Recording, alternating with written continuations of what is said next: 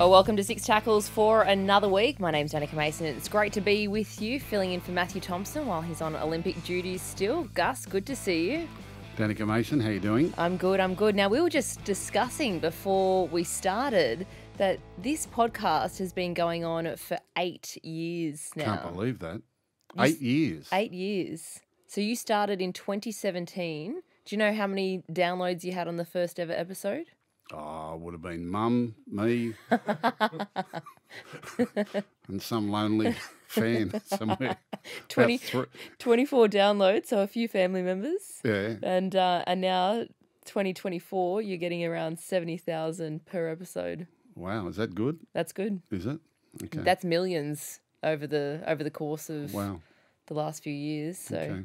well done. Yeah. 8 years you've been going strong for. Yeah. It's amazing. We've only been fined once. That's a lot of talking.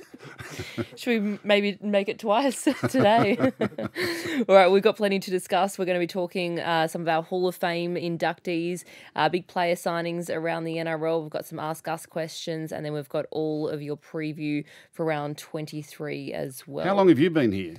I'm pretty sure I started doing Wide World of Sports broadcast in 2018. So where did you come from? Where were you born? So I was born in Castle Hill in Sydney. Oh, were you? Yep. Okay. I went to Oak Hill. I went to Oak Hill College. I went to... Did you? Luke Keary went there. Ryan Pappenhausen went there. Oak Hill. Yep. I know where that is. I started an engineering degree at Sydney Uni for about 3 weeks. Dropped out of that. Brains. And then decided to do media and communications. Where'd you get your first gig? At Channel 9. I was lucky enough. Oh, were you? I worked for free for about a year and a half every weekend. Yeah. I'd come up to Sydney. I moved to Wollongong. Was doing You worked uni. for free for a year and a half. Yep. That's putting yourself out there, isn't it? Every Saturday. Kids won't do that. No. Kids want to start at the start. Yeah. What made you do that? I did a week's work experience in the sports team in the newsroom, and Who was working there then? Danny Weidler, he was Okay. still there. That's a bad influence. Who else? Ros Kelly, Clinton Fletcher. I don't know whether So just in the newsroom, not just the in sport. the newsroom, just in the newsroom. Yeah. Yeah. And then I loved it for a week, and then I asked Kenny Sutcliffe. I said, "Can I continue to come up maybe one day on the weekend?" And he said, "Yeah." So every Saturday morning I drive. So what from were you doing Wollongong. besides that? Uni. So Engineering. No. I moved to media and communications. Oh, right. Okay. Yeah. My daughter did a little bit of that, and she changed it. She's a lawyer. Yeah. She did law, but she was doing media and communication. They had to do another subject. She did media and communications, and she moved out of that to international politics or something or other. Well, not many people know this, but Channel 9 offered me a full-time job. So after I was doing work experience for a good year and a half, they actually offered me a full-time job, and I was only at the end of my second year of uni. And so I took the full-time job, and then after a few weeks I asked the boss there whether he wants me to go back and finish my university degree. Yeah. And he said, "Don't worry about it. It's all good. You only go to uni to get your first job." So I actually never completed my uni. I didn't complete my degree either. Saved a good amount of money. I went to University of New South Wales, and I was doing sort of commerce law, and I think I did 17 of the 22 subjects, but never went back and finished it. So how far did you get through it? I got 2 years in a 3-year degree. And you never went back and did it? Never went back and did it. So what were you going to do? You're doing, you didn't like the engineering? Hated the engineering. Did you? You must have been smart to get into engineering. I did well in my HSC. Yeah. Did you play sport at school? Bit of everything. Did you? Yeah, netball, basketball, soccer. Played a bit of touch footy at uni as well. Yeah. OzTag or any of the tag? OzTag, yep. Yeah. Oh, wow. Little athletics. Yeah. Yeah. And did you intend to get into sports media or just media in general? Well, there was someone I was working at a law firm as a receptionist just in my uni holidays, and I met this gentleman, David Lord, who was yes, Lordy. He was a sports journo for many years, and he said to me, "I'll get you some work experience at Channel 9, but I know you. You will never last a day in the newsroom. You're going straight into sport." He's like, "You would not last in Picked news." it straight away. He picked it straight away. So when you thought of media, did you see someone working in television and said, "I want to be like that"? Yeah, I used to watch. So I used to watch Kenny read sport all the time. Right. Loved that. And I used to watch Ros Kelly. She used to go and report on the surfing in Tahiti and the cricket and loved it. So you didn't want to go and do Getaway or anything like that? Or Oh, I mean, if Getaway came calling, I'd do it. would you? Yeah. Really? Yeah. What about Married at First Sight? Or no? No. No, not for me. The Block? The Block. Well, the Block. We've got some beef with the Block, don't we, Gus? We were supposed to film this yesterday. Yeah, they bumped us. They bumped us From Wednesday to Thursday. because the Block was using our studio. The Block's more important than 6 tackles with Gus. Yeah. I don't think I'll ever get over that. You might have to ring Scotty Cam. Right. So when you came in and you were volunteering at Channel 9, what was the big break? Who gave you the big break? Well, they started actually sending me out on jobs and doing a lot of things because they were actually short-staffed on weekends. So I used to go and do interviews at recovery sessions when teams had played on a Friday night. Oh, in the NRL? Oh, okay. Yeah. And then I just kept on trying voicing, and then eventually they'd let me voice a story. Right. And then eventually you do a live cross, and then eventually you just sort of move your way up. But I always saw broadcast as what I wanted to do. Really? And did you always have a love of rugby league? Loved it. Did you? We used to, my mum used to love rugby league. We used to have it on every weekend, every night, Friday nights, Origin night. I used to love Origin night when I was a kid. Yeah. It was you'd stay up late. I'd be just going to school and you'd be sitting on the lounge trying to listen to Rabs, and my eyes would be falling asleep in my head because it was getting so late, but loved it. Really? Yeah. There you go. Should we talk some footy? Eh? Yeah, should we Oh, talk? more interesting. No, it's very interesting. Very interesting. Very good. So kids, that's a lesson, isn't it? I mean, to put yourself, go and volunteer with something that you love, if that's what you want to do. Because the other thing, when you come out of uni, you're not tried and tested. So No, if you... well, you can't get experience without a job. Exactly. You So can't get a job without experience. Yep, So yep. you've got That's to the way to put do yourself it. out there and do Yeah. it. Or you offer to do... Look at you now. Look how busy you are. What can you just run through your week, because you are everywhere. You are everywhere. I've got hosting 4 games of footy this week. So Thursday, Friday, Saturday, Thursday, Sunday. Friday, Saturday, Sunday. Right. And I was in the Channel 9 newsroom a couple of weeks back, and you were buzzing around the whole news. Are you in there every day? So next week's a busy week. I've got to read sport for Bracey on Monday, Tuesday, Wednesday. Then do Thursday footy, Friday footy, Saturday footy, Sunday footy show, and Sunday footy. And how much time does that take, like, for you, preparation-wise? And So usually, it's today, so we've got footy tonight. I'll go home. We've got an hour pre-show, so I'll go home, do notes, write it all out, maybe 2 hours of prep, and then get to the ground about 4 p.m. And then we're on. It's 7:30. Right. 7 actually tonight. And what's it like working with all the ex-footballers? I have my favourites. Yeah, You're up there. really. We've got Who are your non-favourites? We've actually got. We are very lucky. I reckon we've got the best little team. They're a great group, aren't they? Yeah. There's not a day that we don't have a laugh. Yeah. Yeah. That's very funny. All right, let's talk some. Do we want to do yes, yes, no, no first? Whatever you want to do, you're running All right, it. let's do it. No! Dear, oh, dear, oh. All right, Dragons v Bulldogs at Jubilee Stadium is the match of the round. Well, it is for the Dragons and the Bulldogs, isn't it? And who would have thought at the start of the year this would be such a big game for both clubs? It's on the edge of the 8 there, so important game. But it's great for the game of rugby league, isn't it, to see those two clubs? I know as broadcasters over the years, there are certain clubs that rate big, and rugby league is doing well when those clubs are doing well. Dragons, one of the big brands, and that's, they've sort of been in the doldrums for a while, and so too are the Bulldogs, but they're both having better than expected seasons, and here we are 5 weeks out from the finals, and they're both knocking on the door of a top 8 finish, which would be extraordinary for both clubs. So sell out at Belmore last week when they played the Raiders, and that was a wonderful presentation by Channel 9 on Sunday afternoon. It was a great thing. And now Saturday night, which will be Channel 9's first Saturday night game of the season. Yep, You're doing that one? Yep, 7 p.m. we'll be on air. So I air. believe sell out again. So it's, the suburban grounds are really ticking over at the moment, aren't they? And it's also the fact that the Dragons had that great win over the Storm last week. Yeah. And then the Bulldogs, how they're going at the moment, it's created so much excitement. The amount of well, people asking for tickets. Yeah, I think both clubs, both sets of fans, I mean, they've got extraordinary fan bases, and It's been a tough time for both clubs for a number of years.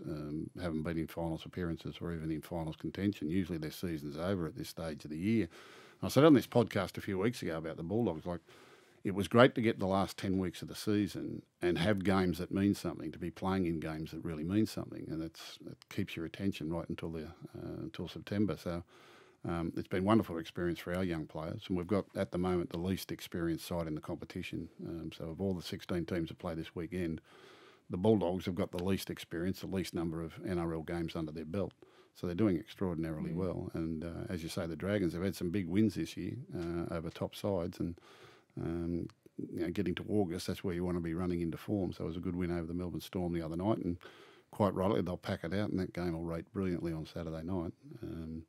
It's a big game for those two clubs. How do you manage that as a coach? Say for the Dragons, they're coming off that big win over the Melbourne Storm. You could go either way, whether that took a lot out of them as a team, or whether that gives them so much confidence going into the next game. Depends on the age and the experience of your roster. And I just said, the Bulldogs have got the least number of first grade games in their team this weekend, and Dragons have got one of the most. I mean, they've got a very, very experienced lineup there, players that have got plenty of NRL football under their belt. So when you've been in it a while and you've learned to be an NRL footballer professional, you sort of bounce off the wins and losses pretty comfortably.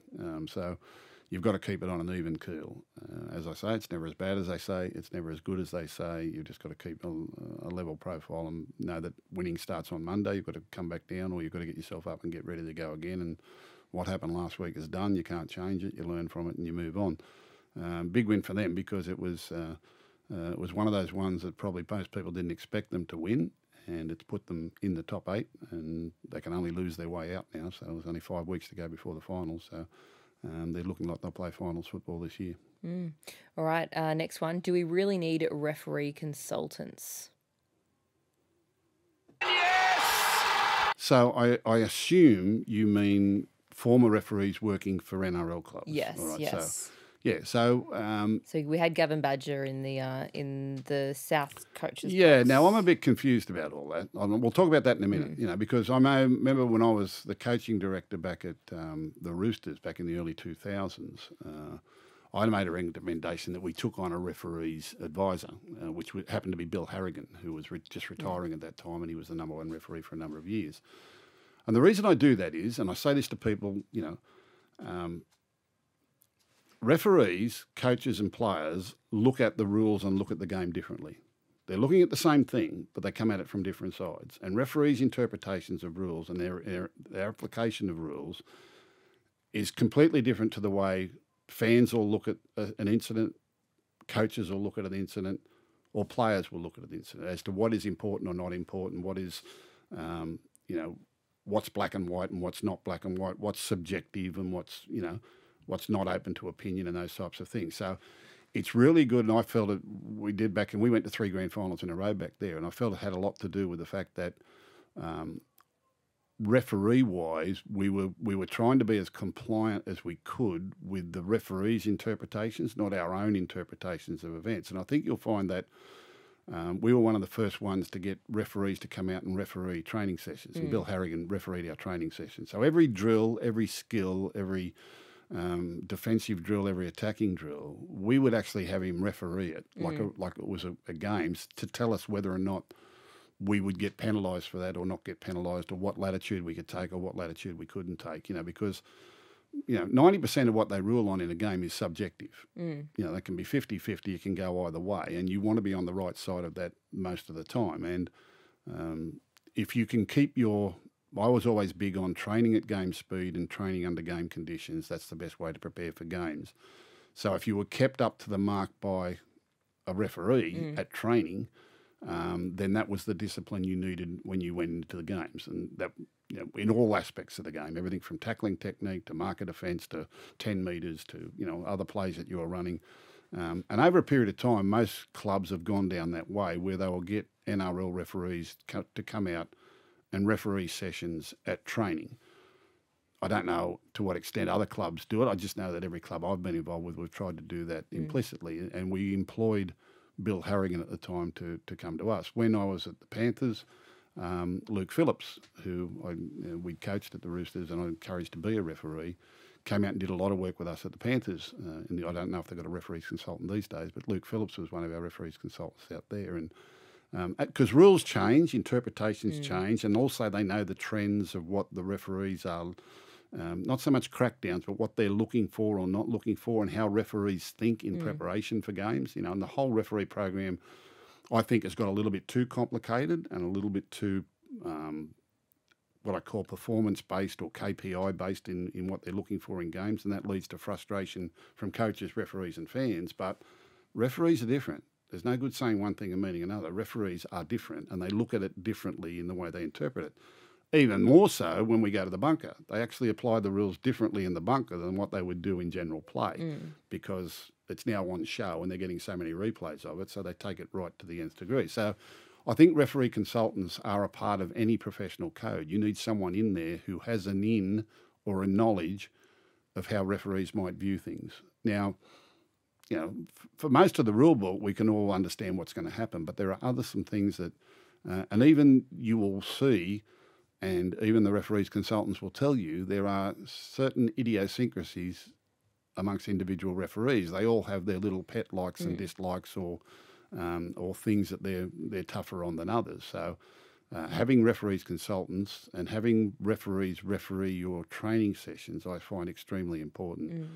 And it's also important because when they come out of lower grade football, all the pathways football and all the development football and all the junior rep football right up to New South Wales Cup level, they're not dealing with bunkers and they're not dealing with, the types of refereeing they're going to get in first grade. So it's a whole education process again to get the player that's come through a pathway system into NRL mode and what sort of scrutiny he's going to be under at the top level as well. So, yeah, I think it's a vital part, and I think it's a job for all referees, to be helping out with clubs. And I pretty much think most clubs do have someone, if not full-time, but certainly part-time, or they have people that they lean on to get an idea.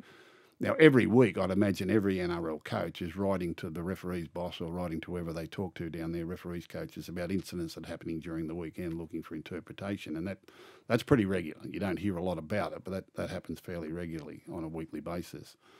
The thing that I wanted to talk about, and it's just about the Gavin Badger, Kasey Badger thing, because Kasey was in the bunker and Gavin was working for South Sydney. Now, I find that ridiculous. I find, because at the core of everything, they're impartial anyway. Why would be questioning Kasey Badger's diligence or her honesty because fans blow up because her partner her husband is working for a football club? Yeah. So what are you saying? She's going to show them favouritism? Because it's virtually what it's saying, isn't it? How ridiculous. Like I find that rude. I find that obscene. And I find anyone who complained about that is childish. And why the league would react to it, I don't know. I mean, you wouldn't get a more honest person than Kasey. And she just, it's kind of like, I found that irritating, to be honest. I just didn't. That didn't really answer your question, did it? No, that's, you went, you went in depth on it. So you think that you're running the podcast. They should still be, no matter what I found it absolutely wrong that all of a sudden someone had to make a statement. Why is Kasey Badger, being a bunker official or a referee or a Lions person, in a game where her husband is working for a club? What's it matter? That's questioning someone's by the very integrity. basis of being a referee is impartiality, isn't it? So why are we questioning that? If anyone else questioned the impartiality of a referee, what would happen? I think they could expect a fine. 100%. So why would they react like that to such a situation? Purely perception, purely to please someone from complaining on social media. Doesn't wash with me, Danica. There you go. All right, next question. Should we have a 100-metre NRL sprint for our fastest players? Yes! I think the fans would love it. We've been trying to get this. I think the fans would love it. Now, we couldn't put Josh Adokar in because he's the fastest man on the planet, so that wouldn't be fair. You know what would be hard? If where the clubs would want their players. I tell Josh to do a Jerry Seinfeld. I choose not to run. So who would because be the legend is already there about his speed. who? Yeah, exactly. Who would be? So you'd have Josh Adokar, Jason Saab would have to be in there. Tolu Kola, would you put him in too? Yeah. Who Khan Pereira. Khan Pereira, yeah. He's quick. He's fast. There's a few swift ones around. Reece Walsh. Yeah, he's quick. Look, they're all quick in certain ways, and some are very football quick, and some are just really quick runners. You know, fastest player I ever coached was a fellow called Shane Werrett, who was a professional sprinter, and he played on the wing for the Roosters, and he could really run, like really run. You know, there's football fast and there's fast. During the off season, I went over and watched a number of sprint coach Roger Fabry. You'll see Roger in the news a lot. Coaches a lot of people. I went across and watched a couple of sessions over at Maroubra early on a Saturday morning because there are some footballers and other sports people that all get there. And I saw Jason Saab train. I saw him run. And he was actually working with some American college sprinters, former sprinters. He's pretty special. Like he can run. He can run. Well, because his parents were both Olympians, aren't they? I don't know. I don't know the background, but somewhere in his DNA, there's been a sprinter. So you think he's out and out the fastest? No, my man Josh Adokar is the fastest man on the planet. He should be over in Paris, although that wouldn't be fair for him either. Yeah, look, Roger said to me, Jason Saab, he said, yeah. He reckoned Josh would lead him for the first 40 or 50 metres. And then Jason would just... And he said somewhere between the 60 and 80, Saab is just warming up. So I think if they ran 200, Saab would be unbeatable. Okay. But I think... but the boy at the Gold Coast is extremely quick. Khan Pereira. But and Jason Saab's got... The further he goes, the faster he gets. Like he actually, when he's actually got himself mobile, then starts to get into that stride. If you haven't got him in the first 20 or 30 metres, you're not going to get him. He's just off and gone. You know, he's really, really quick. And he was working, they do these plyometrics and sort of drills that they do, and the way he was doing and the way these American sprinters were doing. One was like an Olympic athlete, and it's phenomenal to watch them do their work. Would you call a 100-metre sprint? I couldn't get it out quickly enough. That's a quick call. Yeah, that's quick. That's quick. Yeah, I wouldn't be able to get it out quickly enough. No, calling's not my thing. Yeah, but I think for the fans, they'd love to see it. When I was a kid, I remember as a kid, they used to have the fastest back and the fastest forward races at Wentworth Park Greyhounds. You know, they did. There used to be a football, or there still is a football field in the middle of Wentworth Park Greyhounds, and a bloke called Stan Gorton played for the Dragons, was the fastest back, and I think a bloke from Parramatta, I'm trying to think of his name, I knew him well too, was the fastest forward. So they had fastest forwards and fastest backs race. I think I'd enjoy. And in these days, you wouldn't know who's a forward or a back, you know. But who do you think's the fastest forward? That's what I'm trying to think. Yeah, I think I know. Who? All right. So 2 years ago, right, the NRL contacted the Bulldogs to say there's something wrong with your GPS system because they used to put out the 5 fastest players on the weekend, and sitting at number 2 was Jack Hetherington, who was playing in the front row for the Bulldogs. Yeah. But had come up the second fastest player in the competition, like faster than wingers, you know. And Jack's an amazing athlete, like an amazing. But he's a big body. Yeah, an amazing athlete. And I said, no, that wouldn't be wrong. I can tell you when it was. Right. And what happened was Bulldogs were winning, Broncos were winning easily, and Bulldogs took a short kick-off late in the game and took a short kick-off, and Xavier Coates caught it on the full and ran 60 metres and scored in the corner. And Jack Hetherington, who was standing in the front row, ran from the middle of the field and tackled him as he went across the line.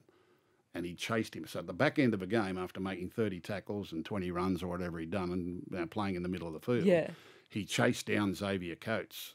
Over, you know, like he must have run 60 metres. Xavier Coates had to run 50. You know, it's like actually chased him down. Really? So I would back him to be the fastest forward in the game. Yeah, right. The fastest back, Josh Adokar. But for 60 metres, and then Jason Saab might, he might get the gold. Yeah. Yeah, I would enjoy the forwards fastest. Yeah. I just think that'd be such the big bodies. I mean, fans are funny. Fans get excited at a mascot race. We put the mascots out there and have a run. Well, we're going to work on it. We're going to try and get a sponsor. We're going to have to try and speak to the clubs. clubs. I mean, look, our players aren't meant to run 100 metres. They're not meant to sprint like that. Like they'd be worried about injury. Do a nice warm up.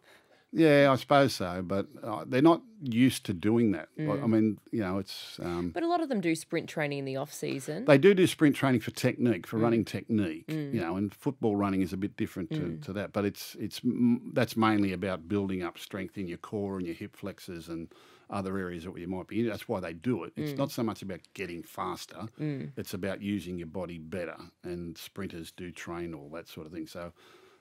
I don't know that it actually gives you better flexibility because a lot of sprinters still strain, quads and hamstrings and calf muscles and those types of things. But if you're going to, and our game has shown, GPS shows that our players are having more short-term, high-speed runs than ever before, particularly in the key positions like fullbacks and wingers and those sorts of things. So we've had an incredible number of hamstring injuries and calf muscle injuries this year.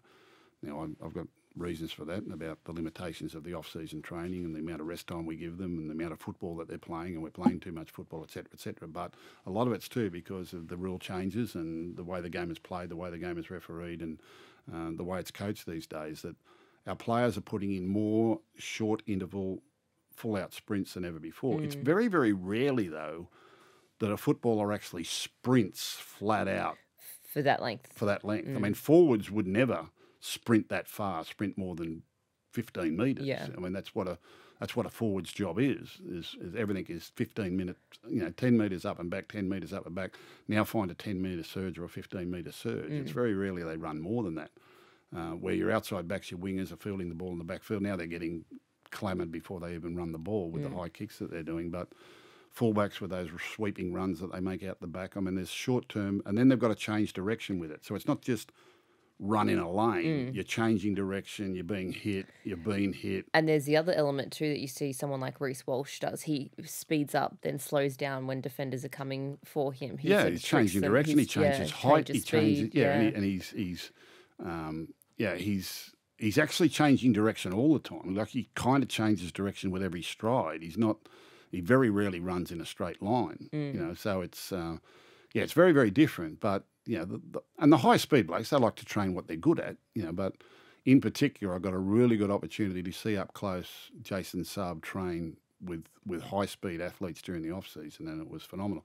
Bronson Xerri was training over there because he was obviously coming back after a 4-year being out of the game. So Bronson's done really well, but he was doing a lot of high speed work in his layoff. But getting back into football running and football conditioning is completely different, So, and I think football probably takes the edge off those sort of blokes from a sprinter's perspective over a period of time. Football running is a bit different, but the movement of your body, the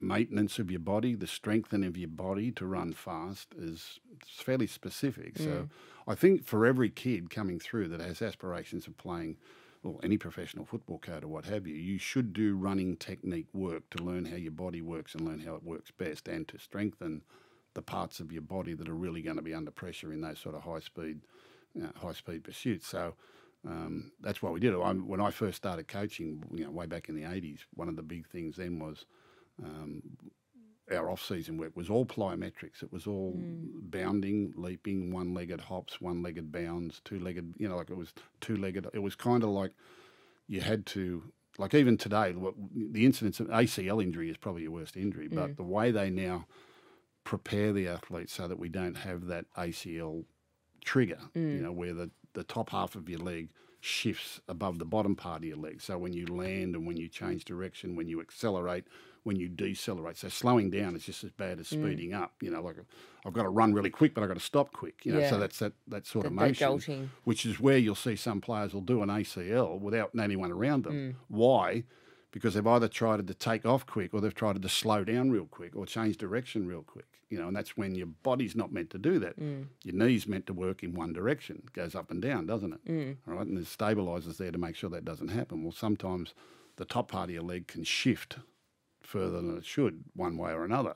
And that's when you put pressure on those ligaments. I'm not a doctor, I'm not a physiotherapist, I've just heard this. Yeah. But that's in sports science now. Yeah. That's where sports science is really important. People think sports science, what is it? But it's mainly in that sort of thing too.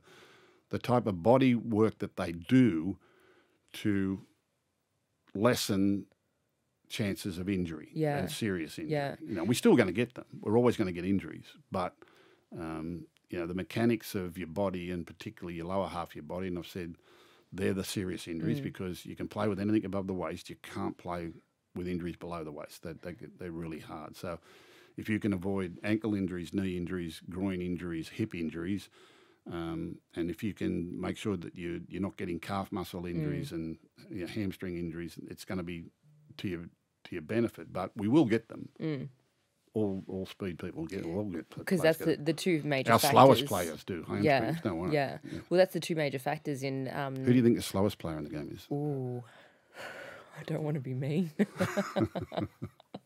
Who do you reckon it is? I don't know. That could be. We should do a race on that one. The slowest player. How would you measure the slowest player? Yeah, I know. You'd have to. Yeah. You'd have to maybe trick What them. you'd have to do is tell them it's actually a running race. 10 of the slowest blokes you got, right? And the person that runs last gets, thrown off a cliff or something. Yeah. So that they're all flat out. I would tune in for that one. Yeah. All right. Next question. Sam Walker, he'll be Queensland's halfback for the next decade. Yes! Well, what are the other candidates? Who are the other candidates in that sort of role?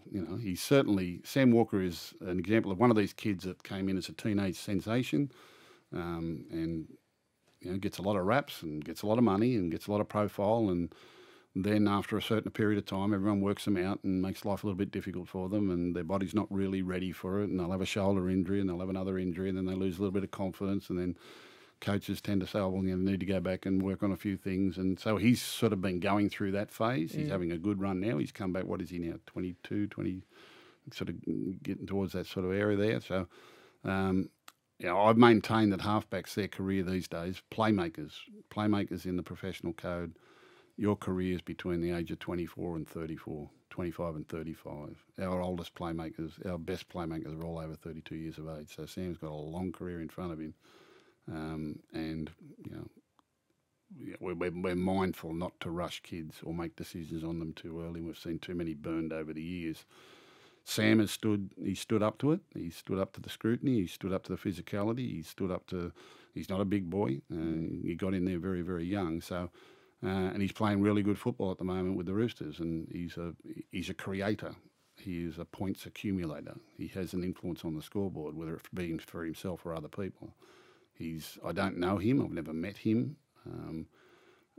You hear things about him, so I divide by 2 and take away 10. I don't believe everything that I hear. I certainly don't believe anything I hear, but some of it's got some truth to it, I suppose. So he's unique in that way because he's extremely confident and he likes to be unbridled by structure or rules or, and he wants to play what he sees, which is good. Everyone admires that until it doesn't work or until something goes wrong, and then people get nervous about it. So he's kind of now getting to the stage where his reputation and his body of work is overcoming any of that sort of criticism. Probably the most prime example of that I can remember in history was Benji Marshall, who came in with all that flamboyance and all that flair, and everyone loved it until it went wrong, or until there were mistakes, or till there were errors that cost them games and that sort of thing. And Benji had to live through all that, and he rode through it, and he went through 3 or 4 different phases in his career. And I think Sam Walker will too. Sam Walker at the moment is not a game manager. So a step into Origin would be, they need to be careful when they do that and under what sort of support system that he's got when he gets there. And how long they're willing to persevere with it. I remember when they first came to me with Nathan Cleary. Nathan was young, and they came and said, "Look, we want to pick Nathan for Origin. And I said, well, two things. One, you've got to do it for 5 years, not judge him on just 1 year. And number two, you've got to take James Maloney with him because he needs that older player who James had just come to the Panthers from there. And that served Nathan well for a number of years. And they persevered with Nathan until Nathan was able to run the side by himself. And I think probably the same with Sam Walker. When they throw him in, they've got to persevere. You can't just throw him in and then judge him on 1 or 2 games and turf him back out again. I think he's...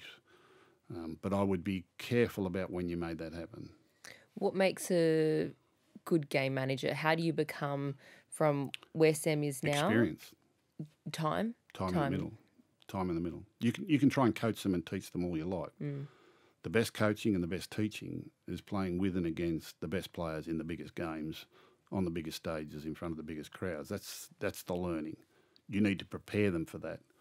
And then you need to help them with the review process from there and what they learned and what they really got out of it and why things happened or how can they recreate it or how they can stop something from happening. And, you know, the role of the general or the playmaker in our game today is a lot more than what people would give them credit if they're doing it right. That's why there's a shortage.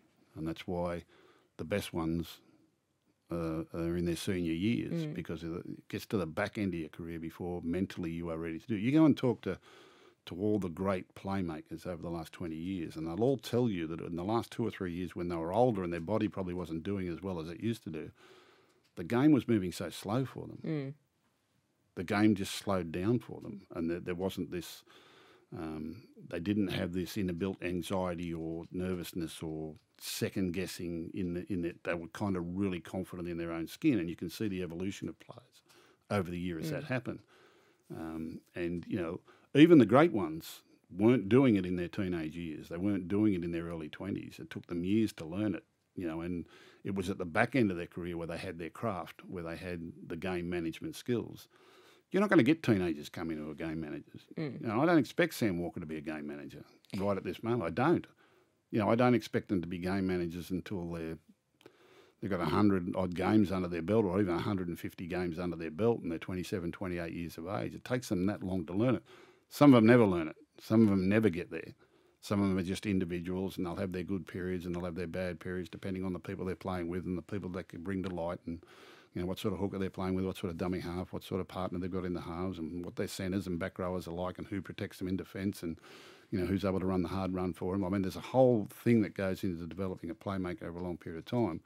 But the best coach of all, the best teacher of all, is experience. It's time in the middle. It's being in big games against good players. That's where you learn your craft. And you've just got to have the confidence to keep putting them out there. So the question, will he be the halfback for the next 10 years? That should be Queensland's plan, but he's got a ways to go. Do you think if you've got Munster back fit for next year, well, maybe not next year, in the next couple of years, do you think that Munster and Sam Walker are a good combination there? Well, I think Munster's he can play that mentor role for him, and you've got to remember too that, you know, Ben Hunt's their hooker at the moment, so they'll probably be going. You know, Ben's getting towards the back end of his career. Reece Walsh has been their first choice fullback of late, and he's very, very young. If they threw in a Sam Walker, he's very, very young. They're going to need someone there. You know, I don't know how long Ben Hunt continues to play Origin football. You know, that Harry Grant's probably getting up there with experience now. He's had enough of that. So there's some big questions coming for Queensland there, as there has been for New South Wales over there. We've burned a lot of young halfbacks over the years. Burned them. New South Wales. New South Wales has burned a lot of young halfbacks. I mean, ruined them over a long period of time, you know. So if you're going to throw a young bloke in, you've got to ride it out. You've got to be prepared to know that he's going to learn. He's going to be better in 6 or 8 games' time than what he is. And if you're going to judge him on the first couple and the results don't go your way, then it takes a lot of nerve to persevere. But playing with clubs that win premierships, playing with clubs that are regular finals contenders, playing, you know, bringing your club out of, you know, it depends where they're coached, who they're playing with, who they play with at club level, how they perform. Origin's a different beast, you know. So Sam is not a game manager, but I know nothing about him. But right at the moment, he's a brilliantly instinctive young man, and he's obviously got great talent, and he's a points accumulator. Roosters have scored most points in the competition this year for a reason. But that doesn't always translate into Origin football straight away. So How much work he does on his game management, I don't know. And what is game management anyway? So, yeah, that's the evolution of the player. But Sam Walker is going to get his most coaching and his most experience from the people he plays with and against in big games. So, you know, if the Roosters are going to the finals this year, it's going to be a great learning experience for Sam Walker at that stage of his year. And he's got over the first couple of humps. He's got over to the teenage humps and then the comeback humps and then the, you know, and all that sort of stuff. But it's a roller coaster. There's a long way to go. Yeah. You know, it's not a direct line. It goes up and up and up, and sometimes you dip a long way, and sometimes, you know. It was interesting. We did stats on all the playmakers on a certain number of stats, and how the really good ones, their career follows a similar flow. And it's when they get to 27, 28 that they're either gone before then, but if they've lasted that long, then their career takes on a new level, regardless of where they are. If they're playing, if they're still being a first-grade half, you know, they're in their career best form right at that time, or their career best game management, their stats for around games management are career best. And that's why, you know, how long's Daly Cherry Evans? He must be 36. Ben Hunt's 35. Sean Johnson's just about to retire, and he's in his mid-30s. You know, Chad Townsend, Adam Reynolds. Well, we're seeing now. In a couple of years' time, they're all gone. Yeah. Who replaces them? But we are seeing, don't you think that we're seeing players, especially in those roles, play longer than we've ever seen them play before? That's sports science. Yeah. And the money's good, so it's good to keep yourself in nick and keep playing. Yeah. All right? The money's good. And sports science gives you that opportunity. And clubs have learned, and full-time professionalism. I know we've been full-time for a long time, but our clubs didn't really understand that until probably 10 years ago, I reckon. I think it's just taken on a new level. Like the specialisation in our staffing, you know, back in the old days when I coached, it was me and a part-time trainer. We did the lot.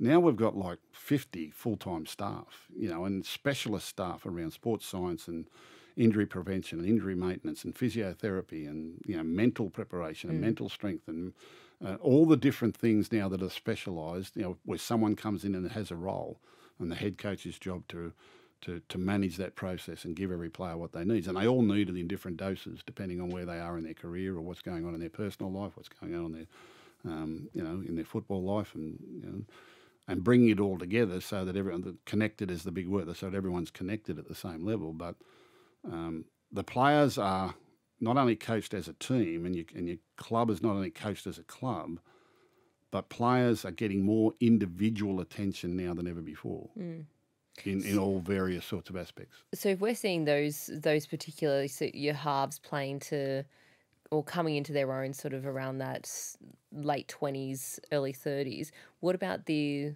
safe forwards? Are we seeing them younger, or are we seeing... Everyone's being introduced younger. That's just our salary cap and the fact that we now have 17 teams. We're going to 18 teams. We're going to go to 20 teams. You're going to see a lot more younger players coming in. We're also seeing a lot more players debuting in their middle 20s, right? And COVID had a little bit to do with that, because a lot of players lost a couple of years of development, but keeping them in the game longer in the state leagues and the different competitions that we can have, because players mature differently. The NRL game itself is harder to play than ever before. It's just more physically and mentally demanding than ever before. It's a different planet to what it was years and years ago. So the ones that play the NRL are very, very good. It's a really tough filtering process that they come through, right? And some of them physically can get there at 18, 19 years of age, but whether or not that physicality lasts or whether or not they can really handle it, the mental side of it, all the other aspects of their life that have got to be, you know, everything that happens to you when you become a first-grade footballer and start to get your name in the program, and all the other demands of full-time training and the lifestyle and everything, you know, the food, everything, and how you make yourself into a professional athlete, because you're playing against, well, you see them week in, week out. You see what sort of athletes they are. Yeah. And, you know, it's, you know, and it takes you years to build your first-grade body. It takes you years to build that physical resilience. And a lot of them will have injuries during that period, which sort of puts it back a little bit longer. So, you know, particularly in what I call like your sort of front rowers and your playmaker positions, I think if you can get through to 24, 25 and get 60 or 80 NRL games under your belt by that age and still be there, then you're some chance. And you'll probably peak around 28, 29. For playmakers, you know, they're in their prime. Not physical prime. They're in their football prime. Well into their 30s now, because sports science and training and full-time professionalism, education about their body and diet and everything that they've got to do can keep them playing longer. And the money's good, so they may as well keep doing it, you know. So, and they've got the mentality, right? Back when I played, back in the 70s and 80s, when you were getting to 30, they were pensioning you off. You had to lie about your age to keep playing. Put your age down, your weight up, which was the rule if you wanted to play first grade. Yeah. How many years did you drop your age by? I did. I retired early. I had too many injuries. I never put my age up. You never lied about it? No. I'm too old now. Danica, old age has got nothing going for it, I'm telling you. Nothing at all. I was telling you this before we started. There is no upside to getting old. Trust me. There is no upside to getting old. Did it rattle you a little bit when I told you that this had been 6 tackles with Gus had been going for 8 years? Oh, incredible. I couldn't believe that. Yeah, 100% footy's been going, you know, it goes so quick. It just goes, so don't get me into all that. It'll be depressing. But there is no upside to getting old. Trust me, there's no upside. Not one. Not one. Nothing. Zero, zip, nana, zilch. Life experience. Oh, yeah. I heard a comedian recently. You can look up him. He was really funny. He said, you know, like he said, if I went back to the 1920s now with everything I know now, he said, I don't think I could help him. He said, I don't think I could even prove I was from the future. So you couldn't would you give your younger self any words of life advice? I'd hate to, because I'd hate to mock it. I'd hate to change it. Yeah. Yeah. So if I die, if you get reincarnated, I want to come back as myself. Yeah. Yeah. Yeah. Because I'm blessed. I couldn't have, for all the ups and all the downs, I wouldn't have changed a thing. Not one thing. You know, so, because I wouldn't want it to risk being any different to what it's been. You know? You have lived a life, Gus. Danica. Danica. I don't think many people could even, or wouldn't even have 10% of the interesting situations that you've found yourself in or been in, or in certain corridors, you know. Yeah. Yeah. In the football world. Yeah, but I've had 4 different lives in that time. I can tell you. Yeah. I often thought I'd write a book, but gee whiz. You should. Yeah. I'd read it. I couldn't remember it all. I'd go straight to the chapter of Brad Fittler living with you. Yeah. That's a highlight. I think Brad's already paid me not to write that chapter. I don't think that's going to do anyone any good if I wrote that chapter. All right, let's do a quick Are we finished with yes, yes, no, no? Yes, we are. We're going to do a quick trivia question. Oh, okay. Before the Roosters win last week, who was the last team to win an NRL match in Perth? Repeat the question. Before the Roosters win last week, who was the last team to win an NRL match in Perth? In Perth.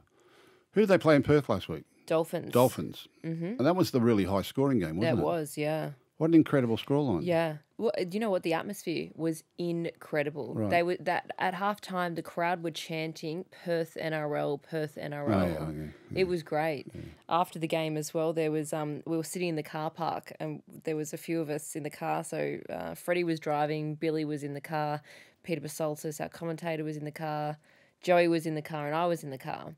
And there were all these fans sort of leaving the ground, and we were stuck in the car park. They weren't opening the gates for us, waiting for all the pedestrians to go. And all the fans were coming up past the car, and they could see Joey in the car, and they were, yelling out. They're like, "Oh, there's Joey. Oh, there's Billy." Rah, rah. So Freddie in the front seat decided to wind Joey's window down.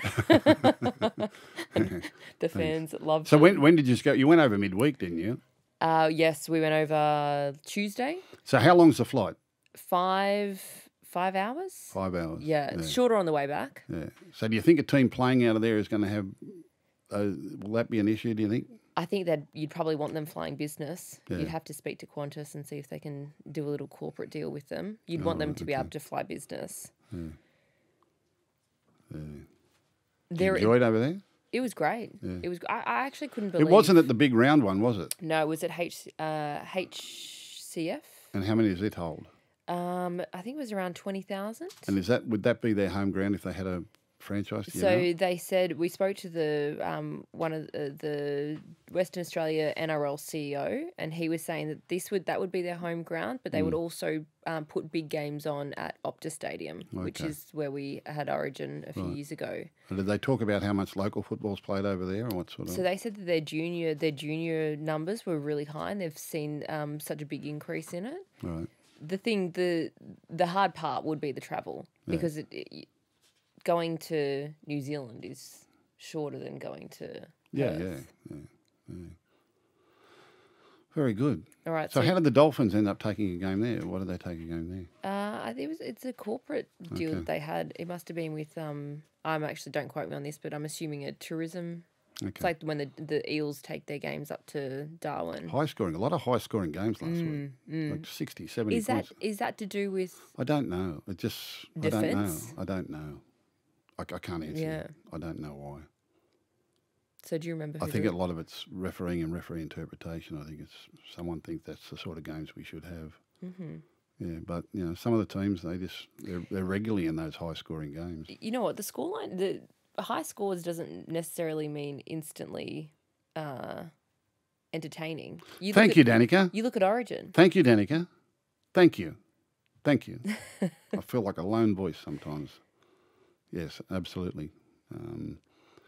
I've always said it's hard to cheer for a team that leaks a lot of points. It's hard for fans to cheer for a team that's regularly conceding big scorelines.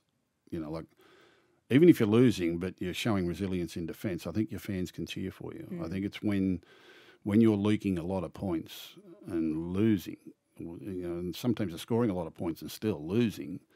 I think that's when fans start to question, the integrity of it or, the resilience of it. And it's always been my belief in rugby league, always been my belief that fans will cheer for a team that defends its line and stands up stoically. Now, that's not always possible the way the game's refereed and with the rules that we have and different ways. And someone in these positions over a long period of time, don't start me on it, but I can go through the history of it, but has decided that high-scoring games is entertainment.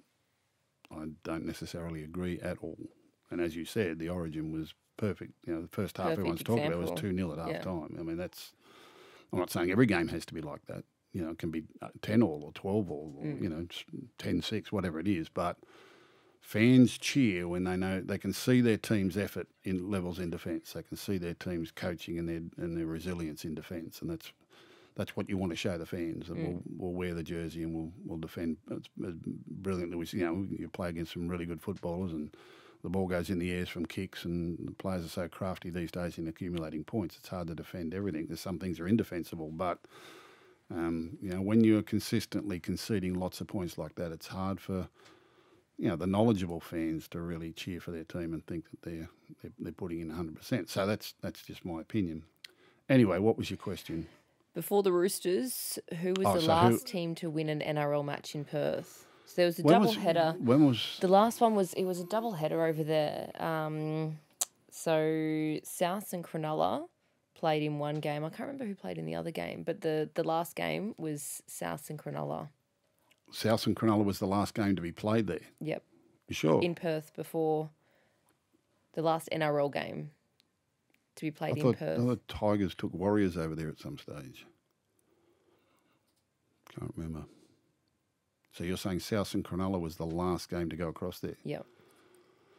Whose home game was it? Ooh. I don't know. Who won? Souths. I know who won. Do you? Yeah. You're not going to tell me? Cronulla. Yes, correct. Thank you. Well done. Yeah. You don't remember that one?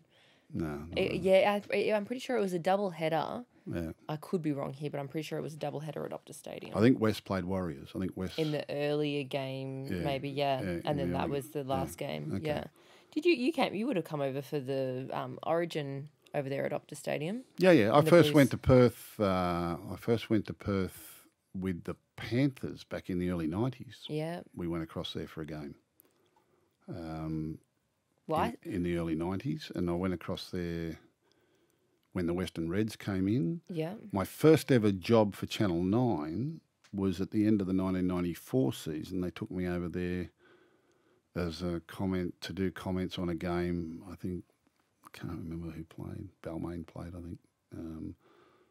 So that was my first ever Channel 9 for job. It was 1994 Yeah, at the back right. end of the season because I'd left Panthers with about 8 weeks to go. Yeah. I was going to go and coach the Roosters the next year.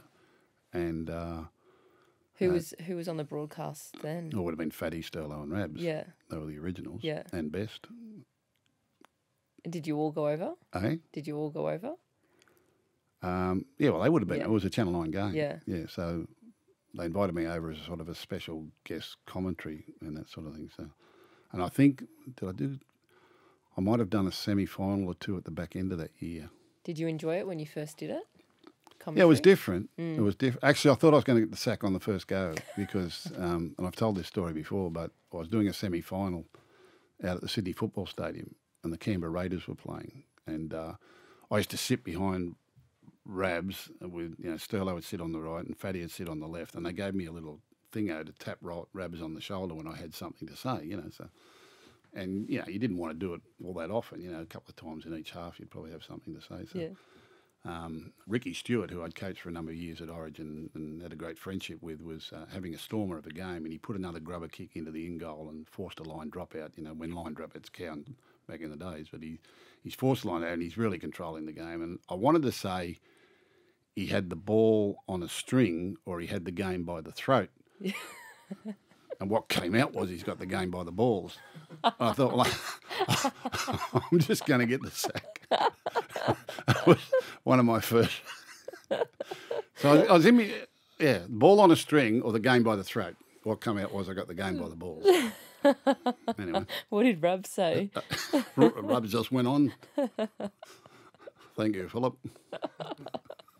Have you had any... He turned around and said, you're a lunatic. Have you had any, when you're in commentary, and especially you've been doing it for a while now, have you had some stuff-ups that you remember that you go, oh, that one was a bad one? All the time. All the time. All the time. All the time. All the time. And even in, like pre-matches and pre-records. And I much prefer live. Same. Because in the old days, there used to be delayed telecast. The game used to start at 3 o'clock, but would go to air at 4. Yeah, or the game would start at 7:30 and go to air at 8:30. Yeah. So there was very little live. We only really did live, during the rep matches, Origins and those sorts of things. But I was much happier when we went to live broadcasts everywhere because you've just got to march through it. You've got to move on. And sometimes you'll get the wrong word or sometimes you'll pronounce a word wrong or you get tongue-tied. We all do it, and some are just stuff-ups. But, there's been some funny ones over the years. Yeah, part of my entertainment was just keeping Rabs on his toes. Poor Rabs. Oh, Rabs is the best. Champion. I don't know whether he's an avid listener to Six Tackles with He would know Gus. how to use a podcast. He can't send a text message. Yes, he can. No, he can't. I can tell when he's had a few Chardonnays by the spelling. I don't think he's got auto spell on his text messages. All right, let's do a preview for this weekend's footy. We're going to start off with some NRLW action Saturday. The Roosters up against the Tigers, that game in Gosford. Who do you think's going to win that one? Roosters and the Tigers. Now, I saw the Tigers last week down in Canberra. I called that game down there. And Tigers were good. I think the Roosters will be a little bit strong for them, though, in that game. Where's the NRLW on my sheet here? It's back on the previous page, is it? Yeah, so NRLW, I would think Rooster will be too strong there, yes. What about Raiders, Sharks? Yeah, we tipped Sharks the other day. They beat the Eagles, who had a big win in round 1, and Raiders were very good. They beat the Tigers the other day. Tigers gave them a run for their money, but Raiders were strong late. I think, it's going to be hard down there in Canberra. I think Shark. Mm-hmm. Shark, we'll go for Shark for that one. Yep. Cowboys and Eels. This one's at Totally Workwear Stadium in Brisbane. Yeah, I think Eel will bounce back. Mm-hmm. Broncos, Titans, a bit of a Queensland derby. Titan. And then on Sunday, we're actually doing this game from McDonald Jones Stadium. So we've got the NRL before it, and then we're going to stay on Channel 9. Knights and Dragons. Yeah, did the Knights game on the weekend. Impressive. They're a good side. Yeah. They've got some really good players. And Dragons, good team too, but I think the Knight will be too strong at home. That's on Sunday, isn't it? Yep. Should be a good crowd. Hopefully everyone sticks around. I'm going up to Newcastle. I'm actually doing tonight, tomorrow night, and Sunday. Oh, there you go. We've got 3 days together this weekend. Yeah. We're yes, we've got NRL to start on Sunday afternoon, and then into the NRLW. All right, NRL Rabbitohs Storm. That's tonight. That's at Accor Stadium. Yep. Do you ever head off to Thursday night, Friday night football, and suddenly get confused where you're heading? All the time. I used to do that.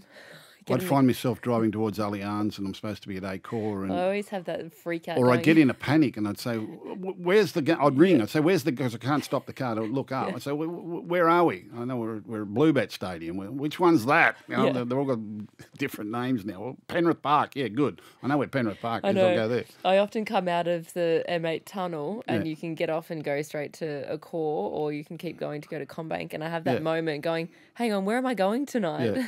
Or sometimes I'll be sitting in traffic. King George's Road is the worst road in Australia. Like, it is the worst road in Australia, bar none, King George's Road. And I'll be sitting in there in traffic sometimes heading to Accor, Homebush, and I'll be thinking, where am I going? Where am I going? No, we're at Allianz. No, we're at Brookvale. No, we're at... I tell you, there is no upside to getting old. Absolutely zero upside. That's happening to me, and I'm in my 30s. I'm sure you've got other things on your mind than mine. I've got no excuse. I've got no excuse to know to get in a car, right? To get in a car and not know where I'm going. That's not good at my age, right? All right, what about Titans and Sharks? That's one's at Seabus Super Stadium. Wow, Sharks have got a few injuries, haven't they? Yeah. Well, and Trindle's out. I looked at the two teams. Titans are funny. They get off to a slow start every week, and then all of a sudden they just unleash. And big win over the Broncos on the weekend. That's 2 big bad losses to the Broncos consecutive weeks. I'm going to go with the Titans. They just got too many points in them at the moment. Yeah. All right, Eels and Panthers, Friday night, Combank. Panthers, Battle of the West. We love that one. Saturday afternoon, Raiders, Seagulls at GIO Stadium in Canberra. That's a really good, and it's such an important game to both sides. Yeah. Seagulls, with aspirations of top 4. Raiders lost narrowly last week. I thought Raider, that was as good as I've seen them play this year. And back home now, they're kind of on the tightrope, and they've got a tough draw, so they'll desperately want to win home games. Seagull, gee whiz, I'm a bit of a Seagull fan. It was so cold down there on the weekend. 3 o'clock, not too bad. No, it was freezing down there. We did the 2 girls' games down there on the weekend. I drove to Canberra, and at one stage, I wound down the window halfway down, right? Because the thing said -2, and it was -2. I put my hand out, my hand was frozen. Really? At what time of day? Oh, like, I would have been driving through there around 9 a.m. Oh, yeah. So we did a game down there, Warriors, Canberra. It was a Friday night, I'm pretty sure. I always drive, I don't fly. Oh, so I flew down. And when we used to go down, like Friday nights, Friday night football down in Canberra, it used to be bitterly cold. And you would drive home from Canberra.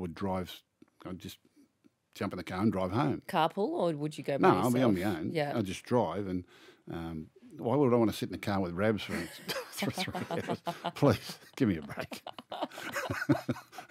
Would you stop at the service centre? I always stop. Yeah, I always stop at the service centre. Yeah. Yeah, that's a ritual. I've got to do that. But what's your McDonald's order? I just get a Big Mac meal. Yeah. Big Mac meal's easy enough. So, and it would be, and fog. Fog you couldn't see. Like sometimes I would have to pull over because of the fog. So you just couldn't trust where the road was. There's an art to flying out of Canberra. You're either going to choose the 6 a.m. flight, the earliest one, because that one always takes off. But usually the 7 a.m. and the 8 a.m. in winter get cancelled due to fog.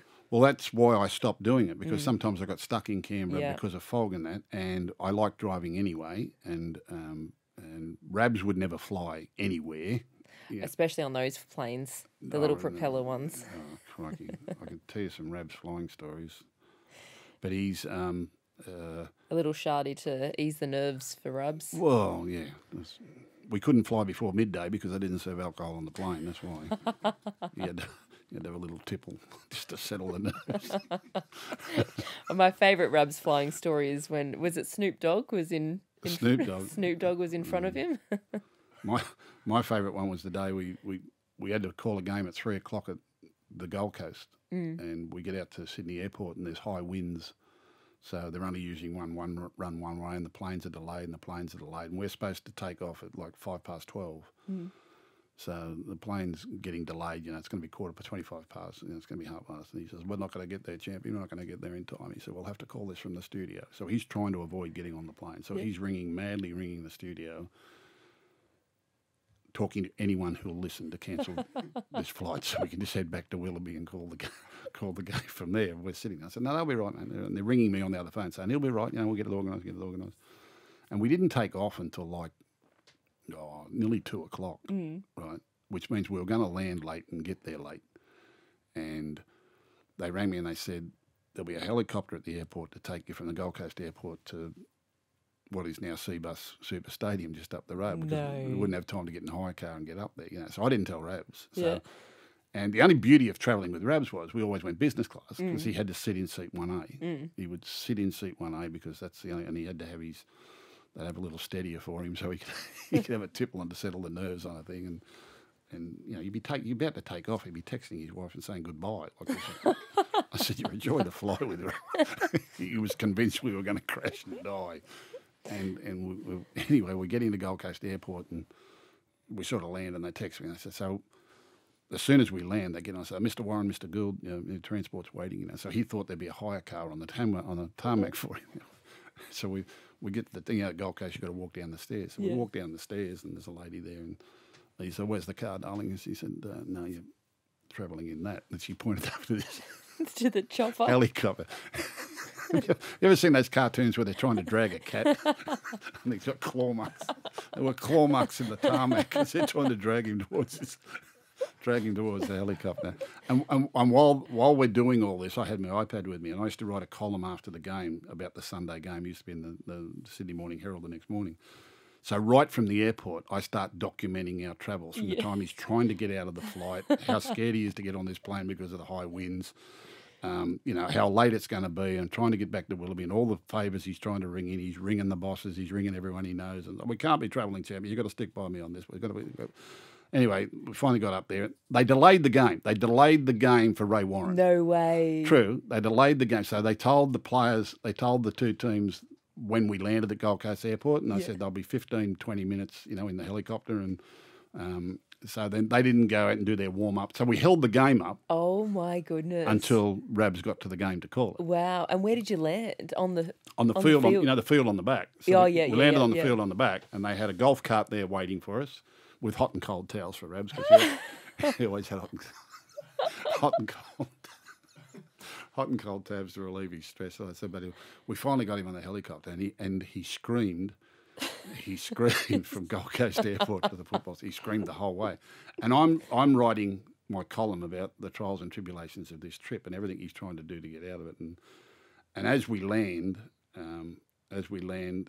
at the Gold Coast, and we get up in the lift, we get up in the stairs, and I just did the last paragraph, and I pushed send, and that was going to be my column the next day, not about the football, but about getting Rabs to the football on this plane and this helicopter, And then I handed over to him, and the players are running out on the field. He's got the binoculars, he's trying to see, because he used to like to look at them to see where they were, and he said, "What's that?" I said, "That's my column for tomorrow." I said, "Don't bother me with that." I said, "I think you better read that one."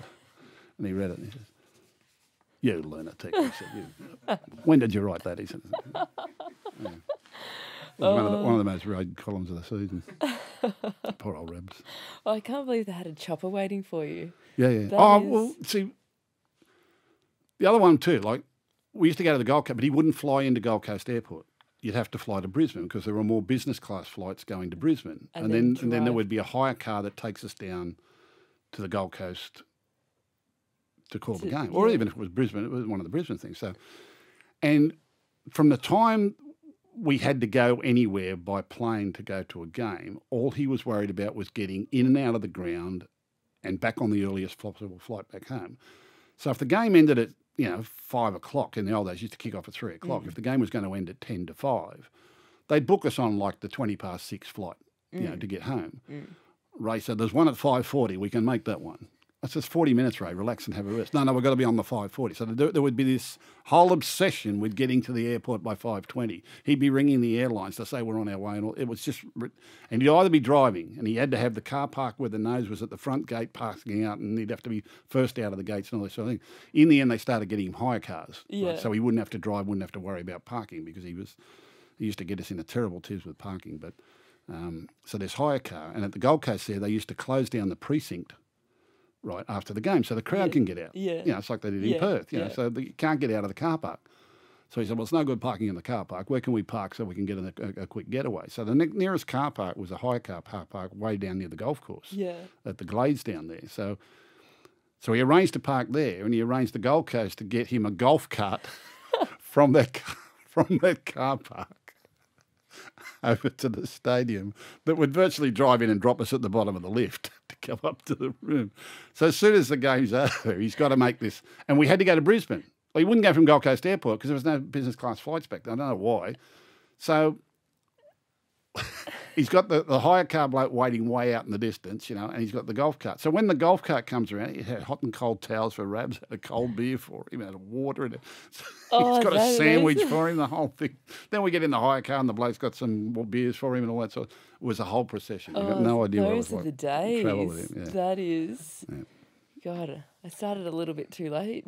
You're lunatic. Well, the old days, Sunday footy show, you know how you do the Sunday footy show, then you've got to drive off. I heard. We used to get a helicopter. I know. I found that out the other day. We used to get a helicopter. They were great times. Yeah. They were great times. Chopper out to Penrith, chopper to... Yeah, chopper to Newcastle. Yeah. It used to, at the back of the Newcastle Stadium out there across, there was a little helipad there somewhere.